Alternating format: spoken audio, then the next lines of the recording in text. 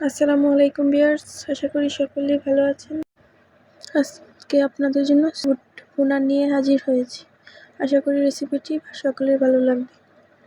এখানে আমি 1 কাপ ছোলা বুট সারা রাত ভিজিয়ে রেখে সিদ্ধ করে নিয়েছি, ভালো করে সিদ্ধ করে নিয়েছি।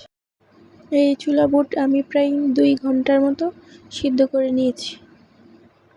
বুট সিদ্ধ করা হয়ে গেলে আমি এখন একটি কড়াই নিয়ে নিব। কড়াইয়ে পরিমাণ মতো তেল ঢেলে নেব। দিয়ে দিব 2টা তেজপাতা, 1 টুকরা দারচিনি, 2টা এলাচ।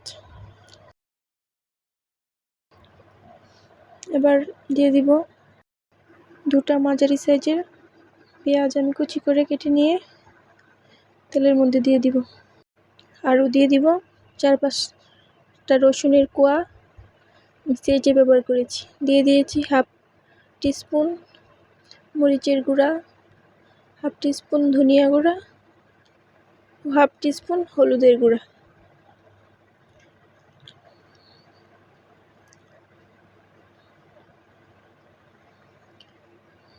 দেওয়া হয়ে গেলে আরও দিয়ে দিব 1/2 টিস্পুন জিরা গুঁড়া আর 1/2 টিস্পুন আদা বাটা। সবগুলো উপকরণ দেওয়া হয়ে গেলে এর মধ্যে আমি দিয়ে দিব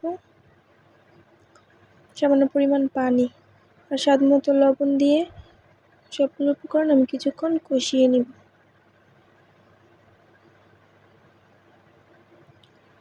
মশলাটা ভালো করে কষিয়ে নিব, এমনভাবে কষিয়ে নেব যেন তেল মশলা থেকে আলাদা হয়ে যায়।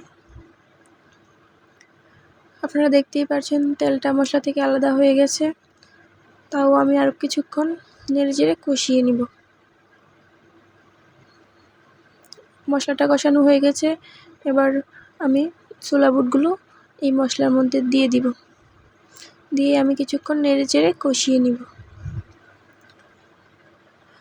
আমি আগে থেকে সিদ্ধ করা একটি আলু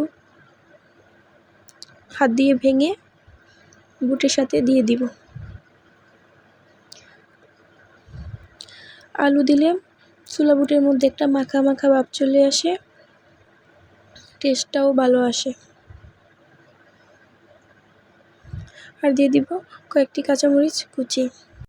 এখানে সব উপকরণ দেওয়া হয়ে গেছে, এখন আমি আর কোনো উপকরণ ব্যবহার করব না। এই ছোলাগুলি এখন আমি আরও কিছুক্ষণ নেড়েচেড়ে কষিয়ে নিব। এখন আমি এখানে আর কোনো এক্সট্রা পানি ব্যবহার করিনি। সামান্য পরিমাণ তেলের মধ্যেই এই ছোলাগুলি আমি নেড়েচেড়ে কষিয়ে নিব, ভেজে নিব। আমার ছোলা বোনা প্রায় হয়ে গেছে, এখন আমি এতে ধনিয়া পাতা কুচি দিয়ে দিব। ধনিয়া পাতা কুচি দিয়ে আমি আরও কিছুক্ষণ নেড়েচেড়ে নিব।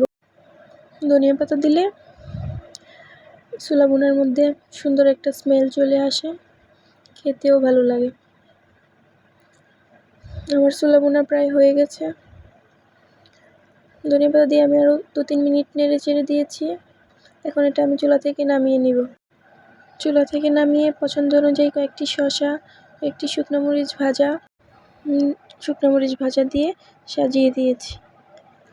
আশা করি রেসিপিটি সকলের ভালো লেগেছে। ভালো লাগলে অবশ্যই লাইক, কমেন্ট এবং শেয়ার করবেন। আর আমার চ্যানেলটিকে সাবস্ক্রাইব করে আমার পাশে থাকবেন। ধন্যবাদ সবাইকে।